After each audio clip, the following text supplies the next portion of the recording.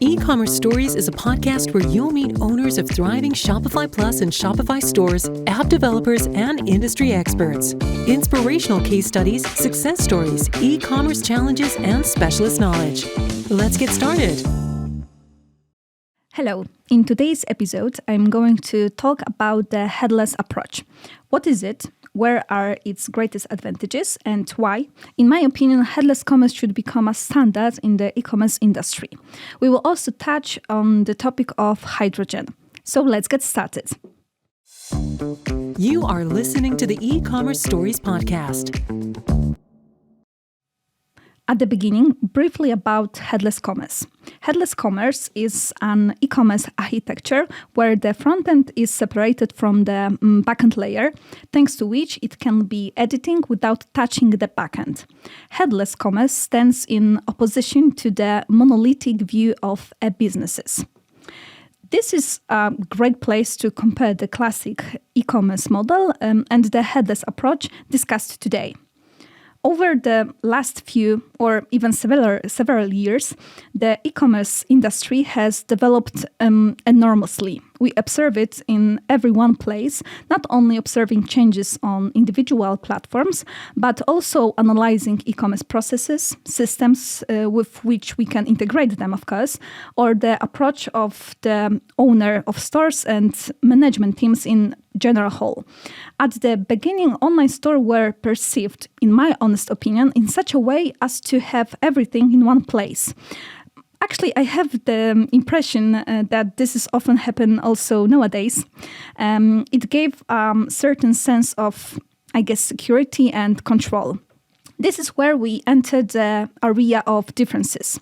And first of all, in the classic e-commerce model, we have one supplier of the purchasing engine, which is, of course, responsible for the technological facilities and the visual front-end layer. In the headless model, you are not dependent on one supplier. You can adjust your model to your individual needs. Having a store engine from one supplier and front power it from a different source, similar to, for example, customer loyalty system. Second, based on traditional e-commerce, you have to remember about some limitations regarding to front-end of the store. In the headless approach, actually, sky has no limit, but I will tell more about that in a moment. The differences also include the fact that in the traditional e-commerce, the backend sets the boundaries of editing actually. We already know about the most important differences between headless commerce and a store based on a traditional approach. Now I would like to discuss four, in my opinion, the key advantages of the headless approach, which in my opinion make this architecture not only a trend, but actually should be a popular way of implementing e-commerce. First, there are no front-end restrictions. I have mentioned this briefly before, but I would like to develop it, also based on my experience that comes from talking to dozens of online store owners. I often hear comments, we'll not implement it because we have a technological debt. We have to give it up because my engine will not handle it. I talked to the support team, this functionality is not possible. There is no such thing in the headless approach. You can ask why. Because the headless approach allows developers unlimited operation at the front of the store without affecting backend. This has a great impact not only on UX but also on marketing. It's worth emphasizing here. The team can use advanced modern tools thanks to which they keep in mind, of course, time to market. They are able to create solutions that were previously unavailable.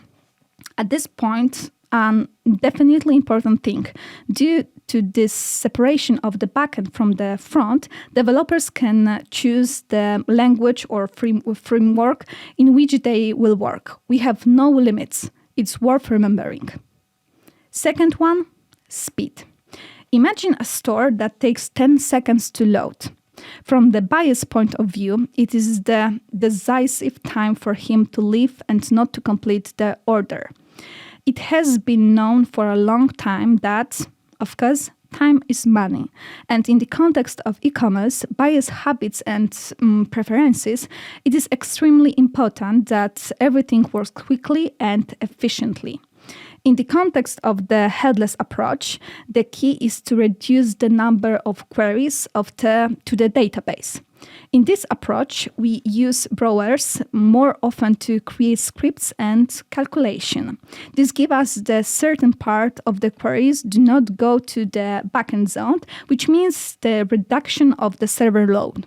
In practice, then this means collecting more data in the browser and reducing the number of queries.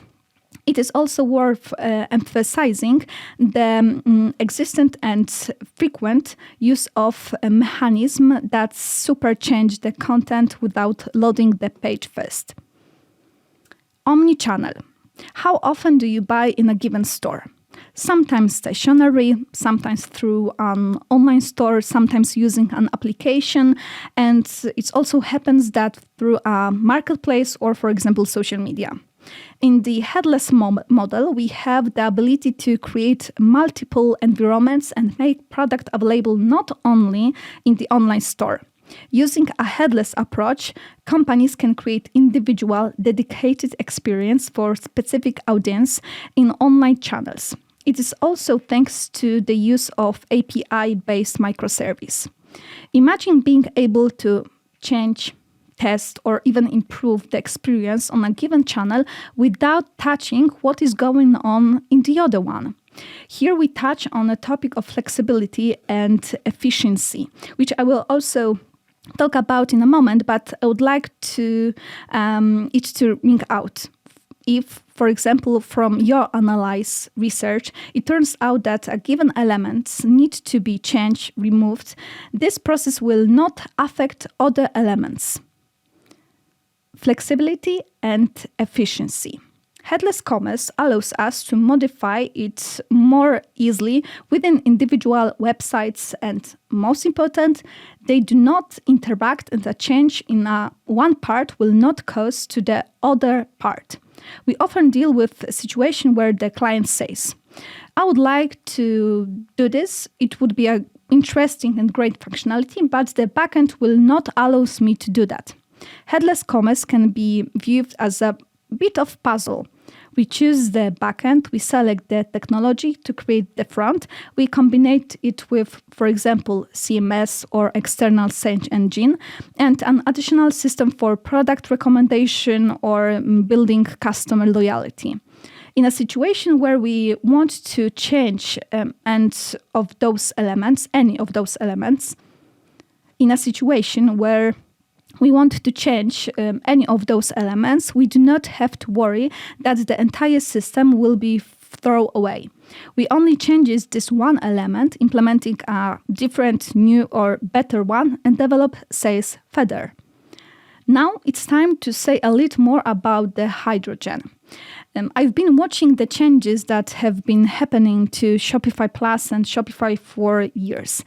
I appreciate that they follow trends, but also create them very often. Hydrogen was presented on Shopify Unit 2021, and more information about them, about hydrogen and oxygen, was announced during the June Shopify editions.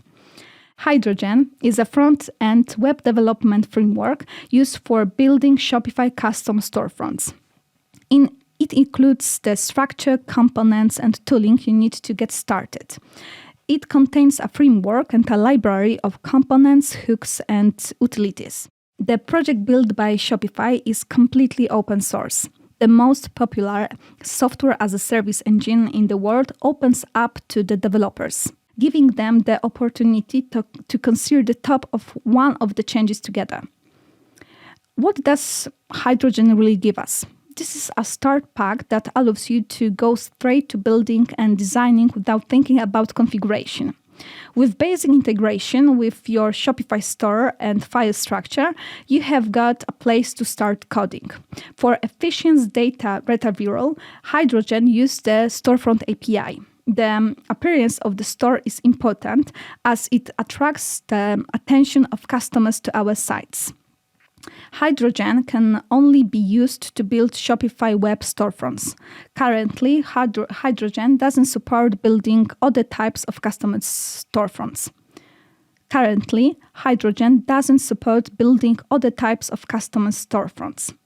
Hosting is also included as a part of the Shopify plan, and you can deploy Hydrogen sites with one click by Oxygen. Remember that Hydrogen is an open source solution, thanks to which we have access to the entire project that we can find on GitHub. I will post some useful links in the episode description, including a link to the documentation and Hydrogen demo, of course. As part of a short summary, the headless approach is not only a trend, but also the next step in e-commerce development. I mentioned at the beginning that e-commerce has been changing dynamically in recent years. Headless is another example of the fact that you can ask for even more from the industry. I would like you to ask yourself if any of those points I have discussed about the benefits of headless apply to you, your company, your businesses. If so, start learning more about headless today and how it can take your businesses to a new, definitely higher level. If you are a Shopify Plus or Shopify store owner, Hydrogen is for you. Thanks for listening to this episode.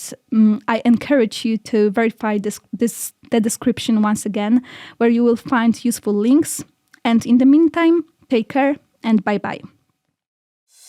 You listen to the E-Commerce Stories podcast hosted by Zofia Komada. Are you hungry for substantive knowledge about e-commerce? Stay with us for longer. Hear you soon.